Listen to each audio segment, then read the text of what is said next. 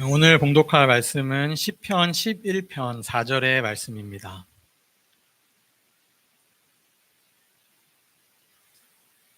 시편 11편 4절 구약 성경 810페이지에 있습니다. 봉독하겠습니다. 여호와께서는 그의 성전에 계시고 여호와의 보좌는 하늘에 있으며 그의 눈이 인생을 통촉하시고 그의 안목이 그들을 감찰하시도다. 이것은 오늘 우리에게 주시는 하나님 말씀입니다. 하나님 감사합니다. 네, 우리 이 자리에 계신 우리 성도님들 또 오늘 오신 분들 만나 뵙게 되어서 너무나 감사하고 반갑습니다.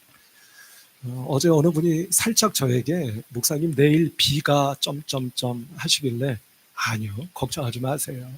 그랬더니 날이 아주 맑죠? 좀 덥기는 하지만 네, 대단히 감사합니다.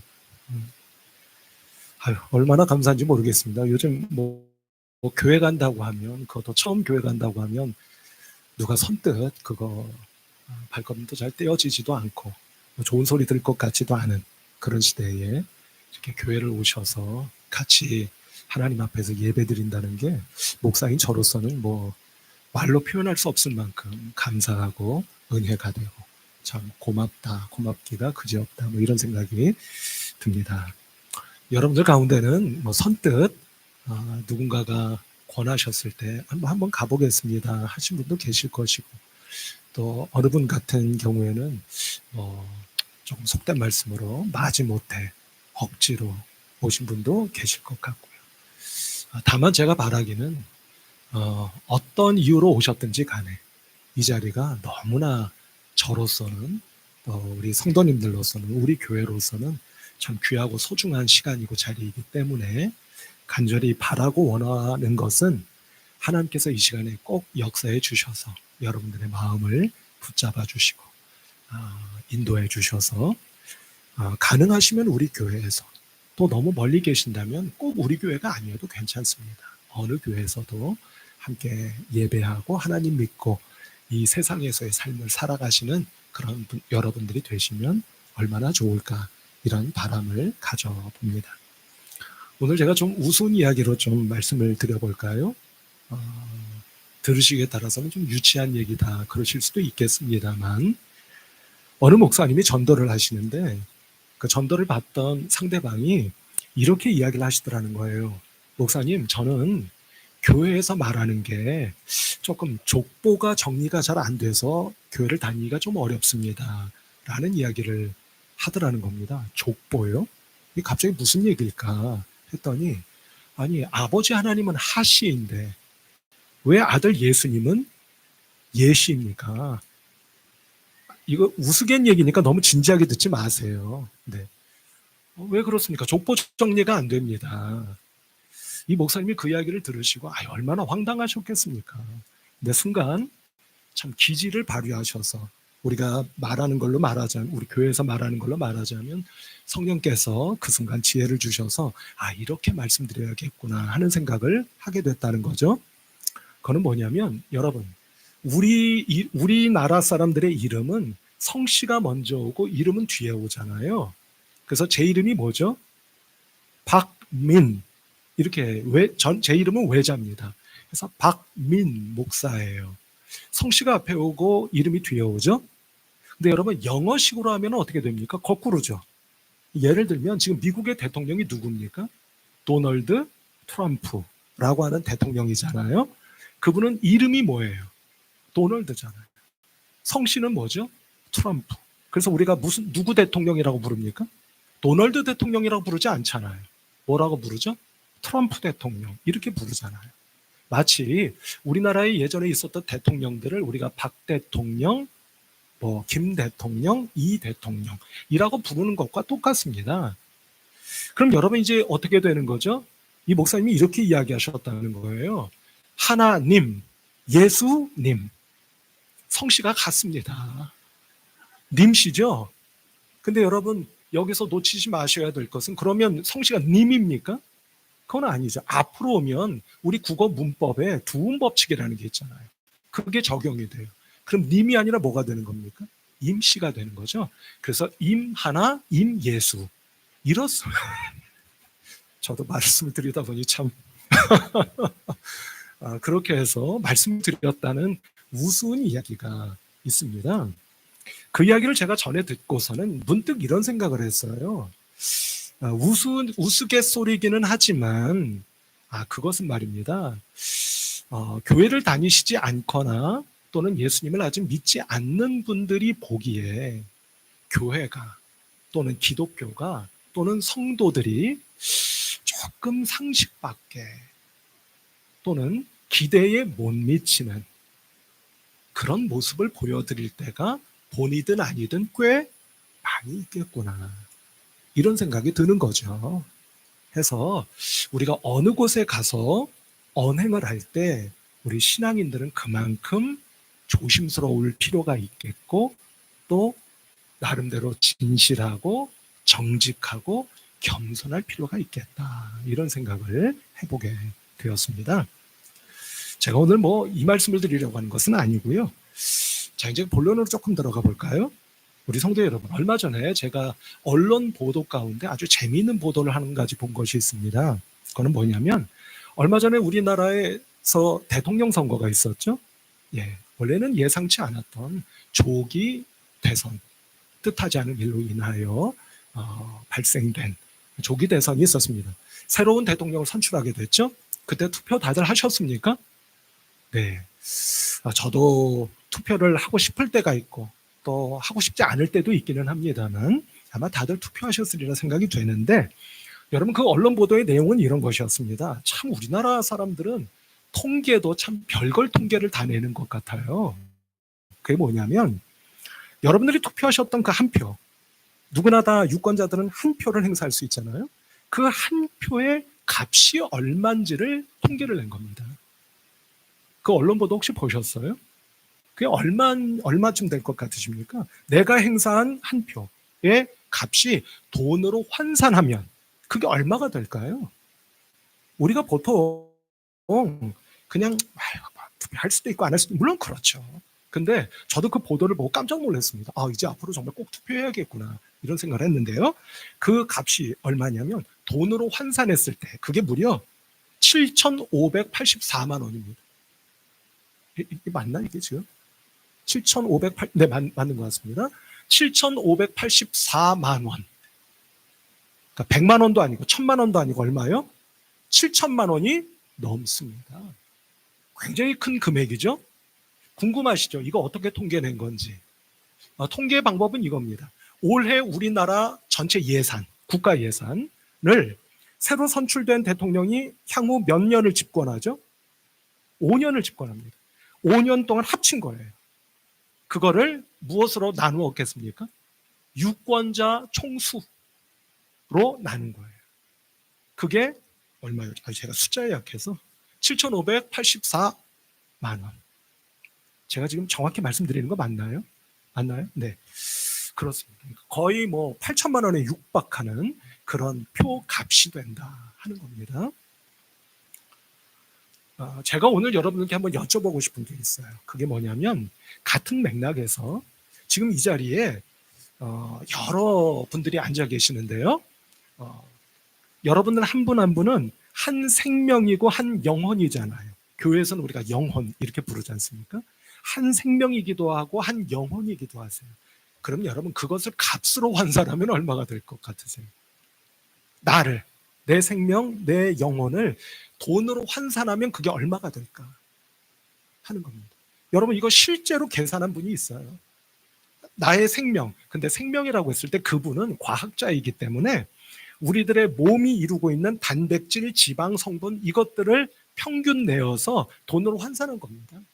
여러분, 값이 좀 비싸게 나올 것 같으세요? 별로 안 나올 것 같으세요? 제가 정확히 그 값을 기억하지는 못합니다만 그거 얼마 안 됩니다. 얼마 안 돼요.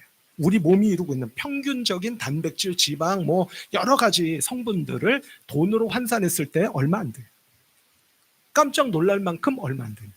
자, 그런데 교회에서 또는 기독교에서 말할 때 한 사람의 생명 또는 영혼의 값이 어느 정도 될까라고 했을 때 보통 교회에서 얼마 정도 뭐라고 표현합니까?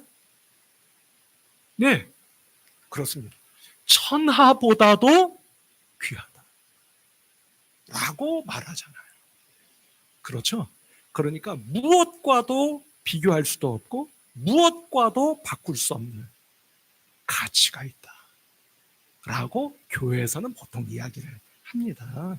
그런데 그 근거가 되는 예수님의 말씀이 한 절이 있어서 여러분들께 잠깐 소개를 해드려 볼게요. 마태복음 6장 25절의 말씀입니다. 여기 아마 보실 텐데요. 제가 읽어볼게요. 그러므로 내가 너희에게 이르노니 목숨을 위하여 무엇을 먹을까 무엇을 마실까 몸을 위하여 무엇을 입을까 염려하지 말라. 목숨이 음식보다 중하지 아니하며 몸이 의복보다 중하지 아니하냐. 되물으신 겁니다. 그러니까 그만큼 가치가 귀하다는 겁니까? 귀하지 않다는 겁니까? 귀하다. 그래서 우리는 이것을 가리켜 한 사람 한 사람의 영혼일지라도 천하보다도 더 값이 비싸고 귀하기 이를 데 없다. 이렇게 표현을 하는 것 같아요. 제가 가끔 청소년 시절 이야기 말씀드리죠. 저희 청소년 시절. 왜냐하면 그때 제가 정말 우리가 흔히 말하는 질풍노도의 시간을 보냈기 때문에 제가 가끔 제 청소년 시절을 말씀드립니다만 제가 청소년 시절에 이런 생각을 한 일이 있었습니다. 그게 뭐냐면 우리들 한 사람 한 사람, 지금 이 자리에 계신 한 사람 한 사람은 그 한 사람 한 사람 자체가 작은 우주이다 라는 생각을 한 일이 있어요. 제가 고등학교 1학년 때였던 것 같아요. 작은 우주, 그래서 소우주다 라고 제가 생각했던 적이 있습니다. 왜냐하면 여러분 한번 생각해 보셔요. 한 사람 한 사람에게는 그분이 누구든지 간에 예를 들어 돈이 많든 적든 외모가 출중하든 그렇지 못하든 많이 배웠든 그렇지 않든 누구든지 상관없습니다. 모든 사람들은 한 분 한 분 그 마음속에 누구도 알지 못하는 나만의 인생의 사연, 곡절, 기쁨, 슬픔, 웃음, 눈물 모든 것들이 이 안에 들어차 있지 않습니까? 그죠? 누구도 알지 못해요. 나만 알고 있는 겁니다. 여러분, 그것이 상처이든 아픔이든 눈물이든 무엇이든지 간에 그게 귀합니까? 귀하지 않습니까? 슬픔은 슬픔대로, 기쁨은 기쁨대로 참 귀하지 않습니까? 그래서 제가 조금 어린 시절이기는 했지만 이러저러한 생각들을 하다가 어느 날 문득 그런 생각을 했다는 말씀이에요. 한 사람 한 사람은 그가 누구이든지 간에 마치 교회에서 말씀하는 것처럼 그 무엇과도 바꿀 수 없을 만큼 귀한 우주, 소우주 아니겠는가, 이런 생각을 해본 일이 있습니다. 제가 원래 설교문에 이 얘기를 썼다가 제가 지웠거든요. 너무 길어질 것 같아서. 근데 제가 이 말씀을 안 드릴 수가 없을 것 같습니다. 조금 덧붙여서 말씀드릴게요. 그래서 제가 간절히 바랬던 게 두 가지가 있습니다. 첫 번째는 뭐냐면 그 시절에, 그러니까 80년대 말입니다. 80년대 초입니다. 그 시절에 제가 두 가지 생각을 한 것은, 첫째, 절대로 우리나라에서 전쟁이 일어나서는 안 된다. 그때는요, 언론 보도에서 늘 전쟁 이야기를 하던 시절이거든요. 그래서 마치 내일이라도 당장 전쟁이 터질 것 같은, 그럴 것 같은 공포심을 조장하던 때였잖아요. 그래서 저도 전쟁이 언제 일어나지 않을까 하는 두려움이 있었습니다. 어린 마음에. 절대로 전쟁은 일어나서는 안 된다. 왜 그럴까요? 전쟁이 일어나면 군인만 죽습니까? 모든 사람들이 다 죽어요. 그러면 이 세상에서 뭐가 한순간에 없어지는 거죠? 제가 말씀드렸던 그거, 세 글자. 복습하는 겁니다. 뭐가 없어지죠? 소우주들이 다 사라지는 겁니다. 그런 일이 있으면 됩니까? 안 됩니까? 안 되잖아요. 그래서 제 어린 마음에 절대로 이 한반도에서 전쟁이 터지면 안 된다. 두 번째는 뭐냐면 그것과 같은 맥락인데요. 이산가족 찾기 운동 해야 한다. 라는 생각을 했습니다. 물론 영향받은 게 있죠. 여러분 기억나세요? 80년대 초반에 우리나라 KBS 한국방송 중심으로 이산가족 찾기 운동했었던 거 기억나십니까? 아마 그거 보고서 제가 영향받았던 것 같은데요. 여러분, 이산가족들이 말입니다. 내가 가족들 잃고 싶어서 잃었습니까? 아니잖아요. 반강제적으로 잃은 겁니다. 내 의사와는 아무 상관이 없는 비극입니다. 근데 그분들이 돌아가실 때가 됐잖아요. 그러면 내가 이 세상에 태어나서 내 가족도 만나지 못하고 돌아갈 때 그 마음속에 한이 맺히지 않겠습니까? 사람이 언젠가는 죽게 되겠지만 그렇게 한을 풀지 못하고 한이 맺힌 상태에서 죽으면 되겠어요? 안 되겠어요? 안 되지 않습니까? 그래서 어린 마음에 첫째, 절대 전쟁이 일어나서는 안 된다. 둘째, 이산가족 찾기 운동 빨리 해야 된다 하는 간절한 바람을 제 어린 마음에 가진 적이 있었습니다. 그 이유는 다른 게 아니죠. 한 분 한 분 한 분이 너무나 소중한 소우주와도 같은 분들이기 때문입니다. 여러분, 어렸던 제가 그런 마음을 가졌었는데 그러면 말입니다. 하물며 하나님은 우리를 바라보시면 무슨 생각을 하실까 하는 생각을 해보지 않을 수가 없습니다. 오늘 같이 우리가 읽으신 하나님의 말씀이 있죠. 시편 11편 4편의 말씀. 여기 보시면 제가 다시 읽지는 않겠습니다만 이렇게 말씀하셔요. 하나님께서 인생을 통촉하시고 그들을 감찰하신다. 이렇게 말씀하십니다. 아니, 통촉, 감찰. 우리가 일반적으로 쓰는 말은 아니죠. 근데 이 말은 말뜻은 무슨 뜻이냐면 이런 겁니다. 하나님이 하늘에서 말입니다. 우리를 내려다 보신다는 거예요. 내려다 보시는데 어떻게 보시느냐면요. 자, 통촉 또는 감찰. 이건 무슨 뜻이냐면 이렇게 여러분들 생각하시면 좀 쉽게 이해가 되실 것 같습니다. 먼저는 두루두루 살피신다는 겁니다. 두 번째는 뭐냐면 꿰뚫어 보신다는 거예요. 두루두루 바꿔 말하면 누구도 하나님이 안 바라보시는 분이 있다 없다? 없다. 근데 보시기는 보시되 어떻게 보신다? 우리의 마음을 꿰뚫어 보신다. 그러니까 바꿔 말하면 우리의 마음을 다 헤아려 보고 계신다 라고 말씀하고 계시는 거다. 이렇게 말씀드릴 수가 있겠어요. 그래서 저는 오늘 이 말씀을 여러분들과 함께 나누면서 좀 나누고 싶은데요. 여러분, 그러면 제가 궁금한 게 생긴 겁니다. 말씀을 보다가 하나님이 통촉하시고 감찰하셔? 두루두루 다 보시면서도 우리의 마음을 꿰뚫어 보셔? 아니, 그러면 하나님 그렇게 바라만 보지 마시고 그럼 뭘 하신다는 겁니까? 라고 지난 한 주간 하나님께 여쭤본 거예요. 하나님께서 저에게 두 가지를 생각나게 만들어 주셨습니다. 그거는 뭐냐면 이제 오늘 이 두 가지를 꼭 나누면서 여러분들의 마음속에 하나님의 은혜가 찾아오시기를 바라는데요. 먼저 첫 번째는 뭐냐면 하나님께서 우리를 두루두루 살피심과 동시에 꿰뚫어 보시면서 우리에게 주신 게 있습니다. 그게 뭐냐면 우리에게 영원히 살 수 있는 길을 주셨어요. 영원히 살 수 있는 겁니다. 여러분, 죽는 게 두렵지 않으세요? 우리 성도님들은 목사인 제가 죽는 거 무서워하는 걸 다 아세요.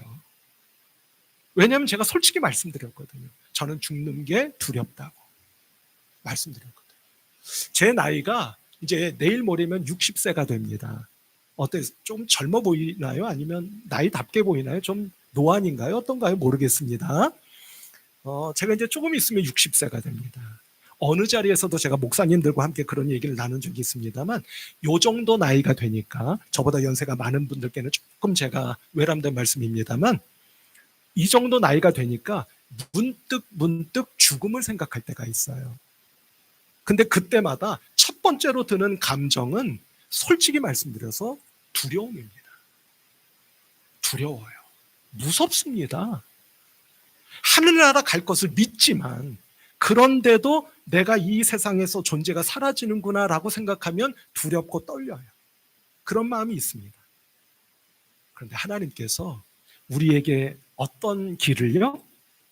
영원히 살 수 있는 길을 만들어 주셨고 열어주셨다 라고 하는 거예요. 물론 예수님을 통해서죠. 예수님이 죽으셨잖아요. 다 아시잖아요. 십자가에 매달려 돌아가셨잖아요. 근데 그분을 하나님께서 어떻게 해주셨다고 합니까? 사흘째 되는 날 다시 일으켜 세워주셨어요. 부활이라고 하는 말의 원래 뜻은 일으켜 세우신 거예요. 죽은 예수님을 하나님이 붙잡으셔서 일으켜 세워주신 겁니다. 그래서 부활의 첫 열매가 되어주셨다. 교회에서는 이렇게 말씀하죠. 우리가 영원히 살 수 있는 길을 열어주신 겁니다. 여러분 오해하지 마세요. 그럼 이 몸 이대로 영원히 사는가? 아니에요. 죽습니다. 언젠가는 다 죽어요.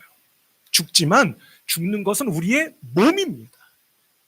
우리의 몸이 죽는 것이고 지상에서의 삶이 끝나는 것이지, 그 순간 우리는 하나님께로 가 하나님과 영원히 살게 되는 구원을 우리에게 베풀어 주셨다라고 하는 거죠. 여러분들도 누군가가 너무나 사랑스러워요. 그러면 여러분들 어떻게 하십니까? 내가 가지고 있는 것 가운데 허접한 거 주나요? 그렇지 않죠. 어떤 거 주십니까? 가장 좋고 귀한 거 주시잖아요. 하나님은 저 하늘에서 앞서 말씀드린 것처럼 여러분들 한 분 한 분 어느 한 분도 빠뜨림 없이 바라보시며 우리의 마음을 꿰뚫어 보시다가 우리에게 가장 귀하고 좋은 것을 주신 겁니다. 그게 바로 너 사람치고 두렵지 않고 무섭지 않은 사람이 어디 있겠어. 그러니 내가 너에게 영원히 살 수 있는 길을 열어주마 하시며 우리에게 예수님을 통해 구원의 은혜를 베풀어 주셨다 하는 겁니다. 여러분, 생명을 우리가 만들어낼 수 있습니까? 어떠세요? 생명이라는 자체를 사람이 만듭니까? 그렇지 않아요. 예전에 말이에요. 미국에서 10여 년 동안 살았던 제 사촌 동생이 있습니다. 미국에서 공부할 만큼 다 하고 들어왔어요. 근데 저에게 어느 날 만나서 이런 말을 하더라고요. 그때도 제가 이제 목사였습니다. 형, 미국에서 오랫동안 살다 보니까 기술이 얼마나 발전했는지 마음만 먹으면 만들지 못하는 게 단 하나도 없어. 마음만 먹으면 다 만들 수 있어. 딱 한 가지만 빼고. 라고 말했습니다. 저는 그 동생이 말한 것을 듣고 깜짝 놀랐어요. 그게 뭐였을 것 같으십니까? 이 녀석이 그런 말을 하더라니까요. 형, 뭐든지 만들 수 있어. 우주도 날아갈, 뭐든지 할 수 있어. 딱 하나만 빼요. 그게 바로 생명이야. 저는 그때 박수를 쳤습니다. 박수. 네 말이 진짜 맞다. 물론 우리가요, 태어나기도 했고 자녀를 낳기도 했습니다. 근데 여러분 생각해 보셔요. 태어났고 낳았지만 우리가 스스로 생명 자체를 만들었나요? 그게 아니잖아요. 오늘날 AI가 무섭게 발전하고 있지 않습니까? 근데 제가 궁금해요. 무섭기도 합니다. 그런데 그게 생명입니까? 생명은 아니죠. 하나님만이 우리에게 생명을 주실 수 있습니다. 왜요? 그분이 애시당초부터 생명을 만드셨습니다. 그래서 그분은 우리에게 영원히 살 수 있는 길도 만들어 주셨고 인도해 주신다라고 말씀드릴 수 있겠다 하는 겁니다. 그래서 제가 오늘 간절히 바랍니다. 이 자리에 오신 여러분들, 그래? 그렇다고 영원히 살 수 있는 길이 있다고? 지상에서 죽을 때가 있지만 영원히 살 수 있는 길이 있다고? 한번 관심을 가져보시고 귀 기울여 보셔서 그 길로 꼭 우리와 함께 손잡고 그 나라를 향해 한 걸음 한 걸음 걸어가실 수 있는 놀라운 은혜가 이 자리에 꼭 임하실 수 있기를 주님의 이름으로 축복합니다. 영원히 산다고 하니까 여러분들 가운데 우스갯소리입니다만 그래? 그러면 믿고 살다 돌아간 분들 다 그 나라에 계시겠네. 그렇다면 가만히 생각해봐. 우리 시어머니도 계시겠네. 저 그 나라 안 갈랍니다. 그러지 마세요. 그것과는 좀 다른 문제이니까. 두 번째는 뭐냐면요, 하나님께서 우리를 지켜보시며 꿰뚫어 보시다가 우리에게 가장 좋은 것, 영원한 생명을 주셨다. 그 길을 만들어 주셨다. 첫 번째. 두 번째는 뭐냐면, 여러분, 영원한 나라로 가는 것은 가는 것이지만 이 지상에서 사는 나날들 동안 여러분 잘 사셔야 되지 않겠습니까? 하나님은 우리에게 이 땅에서 잘 살 수 있도록 도와주신다 라고 말씀드릴 수 있을 것 같아요. 혹 잘 산다고 하면 제가 어린 시절이었던 80년대 70년대 이때만 해도, 아니 뭐 지금도 마찬가지죠. 잘 산다고 하면 보통 우리 뭘 생각하죠? 그 집 잘 살아, 그 사람 잘 살아, 이렇게 얘기하면 보통 무슨 뜻이죠? 그 집 꽤 뭐 차마 말씀하기가 좀 그러신가요? 뭐 좀 있는 집이야. 우리 이렇게 이야기하잖아요. 근데 여러분, 신앙인들이 이야기하는 잘 산다고 하는 건 좀 다르기도 하고 달라야 되지 않겠습니까? 저는 다르다고 생각합니다. 그럼 뭐가 다르냐? 어떻게 하면 잘 살 수 있느냐 하는 문제가 있겠죠. 물론 하나님은 우리에게 꼭 필요할 때 건강도 주시고 물질도 주십니다. 아멘? 주세요. 틀림없습니다. 그런데 그건 많은 아니라는 말씀인 거죠. 그럼 도대체 뭘 주실까? 여러분, 잘 산다고 하는 게 대체 뭘까 하는 거죠. 여러분, 제가 이렇게 한번 여쭤볼게요. 오늘 한번 생각해 보시기 바랍니다. 여러분, 다시 시작하고 싶지 않으세요? 어떠세요? 이쯤 되니까 나 할 수만 있다면 다시 시작하고 싶어, 이런 생각 하시지 않느냐 하는 겁니다. 내가 과거로 돌아갈 수만 있다면 내 삶이 이렇지 않았을 거야. 내지는 다시 시작할 수만 있다면 오늘의 내 모습은 이 모습이 아닐 수 있을 거야 라는 생각들 하지 않으십니까? 그런데 우리가 과거로 돌아갈 수 있나요? 돌아갈 수 없잖아요. 돌아가서도 안 되잖아요.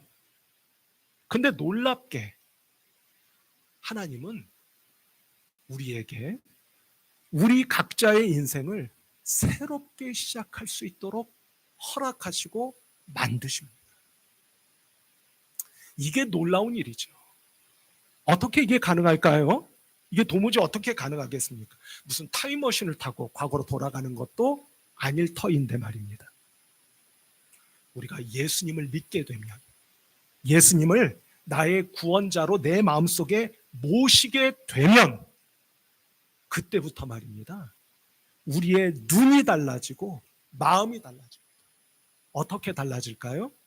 과거에 있었던 그 숱한 상처, 아픔, 눈물, 괴로움, 고민, 그 모든 것들이 이제까지는 그 쓸데없는 것들 다 잘라버리고 멀리 떨쳐버리고만 싶었었는데 그것들이 다 나쁜 것만은 아니었구나. 절대로 내 인생에 있어서는 안 되는 것들만은 아니었구나 라는 것을 발견하게 된 거예요. 제가 조금 극단적인 예를 하나 들어볼게요. 조금 극단적인 예입니다. 여러분, 혹시 한국 교회에 이 교회 저 교회 많이 간증하러 다니시는 이지선님 혹시 아세요? 지금은 이대 교수실 거예요. 원래 이분이 이대를 다니던 분입니다. 근데 지난 90년대였죠. 저 강변북로에서 교통사고가 났습니다. 온몸에 화상을 입었어요. 이전에 사진을 그분의 간증 가운데 보여주더라고요. 꽤 이쁘세요. 이쁘셨어요. 온몸에 화상을 입었으니 몸이 어떻게 되었겠고 얼굴이 어떻게 되었겠습니까? 얼굴도 온 얼굴이 화상 상태로 남겨져 있습니다. 많이 회복이 된 건데도 그렇습니다. 손은 녹아졌고요. 녹아져서 꼬부라졌고 그렇습니다. 근데 이분이 간증을 하면서 무엇이라고 간증을 하느냐면 어느 분이 참 그런 질문 저 같으면 못할 것 같은데 질문을 하셨어요. 자매님, 혹시 교통사고가 나기 이전으로 돌아가고 싶지 않으세요? 질문하기 어렵잖아요. 또 과감하게 질문을 하더라고요. 그랬더니 저는 그분이 절대로 형식적으로 대답한 거라고 생각하지 않습니다. 사람이 눈빛을 보면 알잖아요. 그분이 이렇게 말했습니다. 아니요. 과거에 그 뜻하지 않았던 불의의 교통사고가 있지 않았더라면 오늘의 저는 있을 수 없었을 겁니다. 이런 말을 할 수 있을까요? 제가 조금 극단적인 예라고 여러분께 양해를 구했죠? 여러분, 저에게는 상처가 없겠습니까? 저에게는 아직도 마음에 어둠이 없을까요? 너무나 많습니다. 그러나 제가 예수님을 믿고 목회를 하면서 살아가면서 너무나 감사한 것은 하나님께서 예수님의 마음을 그날 부어주셔서 오늘도 새롭게 다시 시작하고 또 다시 시작할 수 있는 믿음과 마음을 저에게 주신다는 것이 너무나 감사한 겁니다.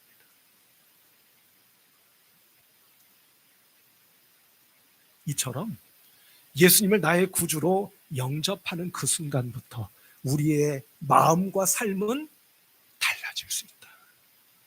변화될 수 있다고 하는 것을 여러분들이 꼭 귀담아 들어주시고 귀 기울여 주시고 마음에 담아주시면 참 감사하겠다 하는 생각을 합니다. 그것과 더불어 마지막으로 한 가지만 더 여러분께 말씀드리고 싶습니다. 여러분, 혹시 말입니다. 과거로 돌아가고 싶다라는 것과 더불어 이런 생각하실 때 있지 않으세요? 나는 어디를 가나 있으나 마나한 사람이야. 바꿔 말하면 나는 이 세상에 꼭 필요한 사람 같지 않아. 이런 생각 혹시 하실 때 있지 않으세요? 저라고 왜 그런 생각을 안 해봤겠습니까? 오랫동안 그런 생각을 하면서 살았던 사람이 저입니다. 그래서 저를 아는 분들은 다 아시지만 너무나 어둡고 너무나 그늘지게 살았던 사람입니다. 그런데 예수님을 통해서 내가 이 세상에 꼭 필요한 사람이구나 하는 생각을 하게 된 거예요. 그래서 지금은 조금 비약시키고 과장해서 말씀을 드리면 이 세상에 나만큼 행복한 사람이 있을까? 라는 생각을 하며 살고 있는 겁니다. 모르겠어요. 주변에서 어이구 쯧쯧쯧 뭘 그렇게 가진 게 있다고, 뭘 그렇게 대단하다고 그렇게 산후 그러실런지도 몰라요. 그러나 이유를 다 말씀드리기는 쉽지 않지만 어쨌든 그렇게 살고 있습니다. 제가 예를 한 가지만 들을게요. 여러분 혹시 제가 그냥 이해를 돕고죠.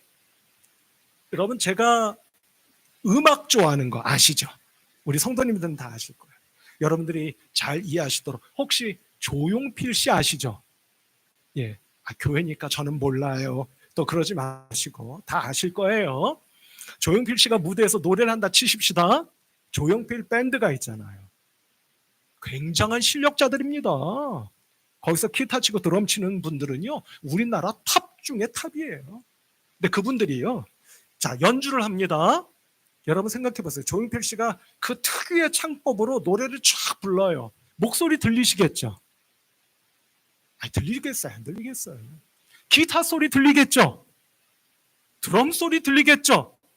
키보드 소리 들리겠죠? 마지막으로 여쭤볼게요. 베이스 기타 들리십니까? 베이스 기타 소리 들리세요? 들려요? 안 들려요? 잘 안 들릴 거예요. 저처럼 음악을 많이 듣지 않는 사람으로서는 베이스 기타 소리를 듣기는 어렵습니다. 저 같은 사람이 딱 음악 들으면 베이스 라인이 딱 들리죠. 하도 음악을 많이 들어서. 그렇다고 또 가요만 듣는다고 오해하지 마세요. 근데 여러분 제가 이런 경험이 있습니다. 어떤 음악을 듣는데요, 특별히 베이스 기타 소리만 뺀 음악이에요.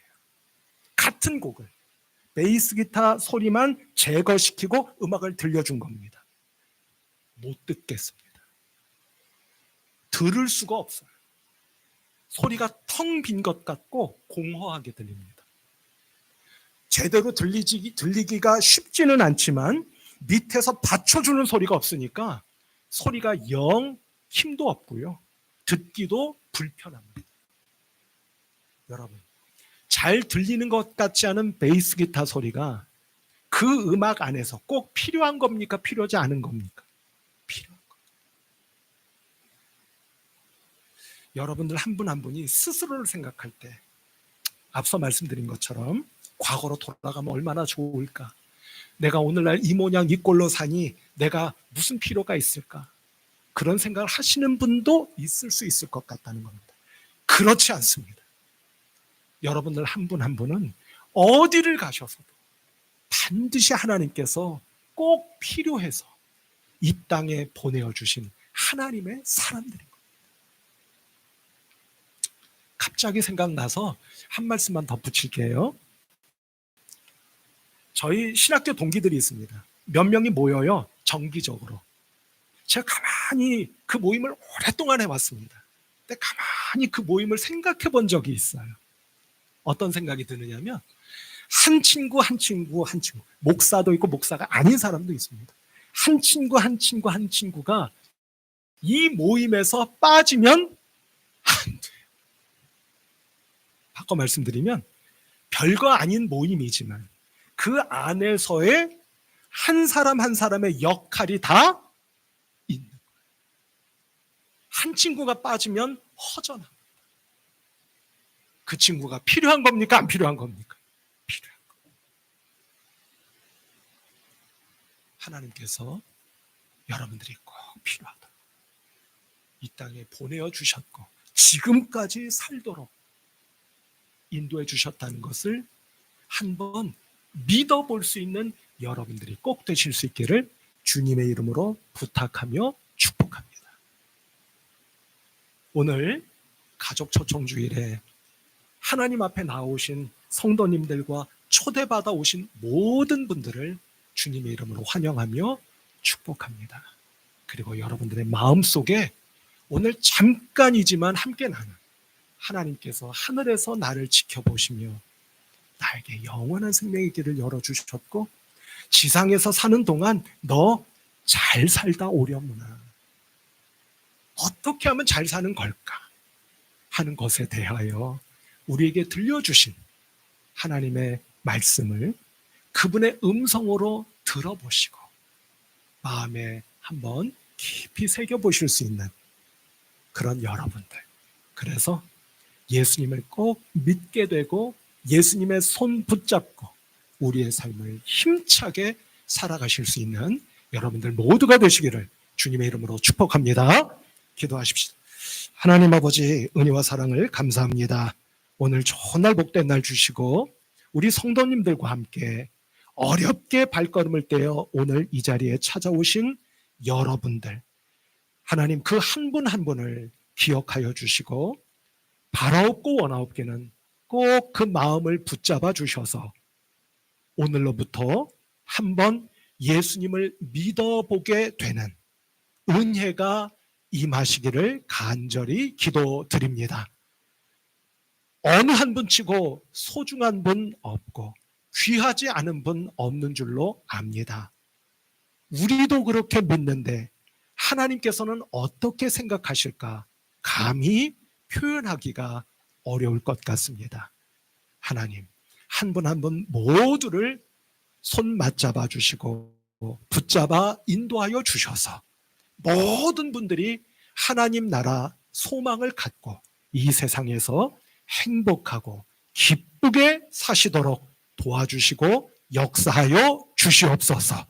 예수 그리스도의 이름으로 간절히 기도하옵나이다. 아멘.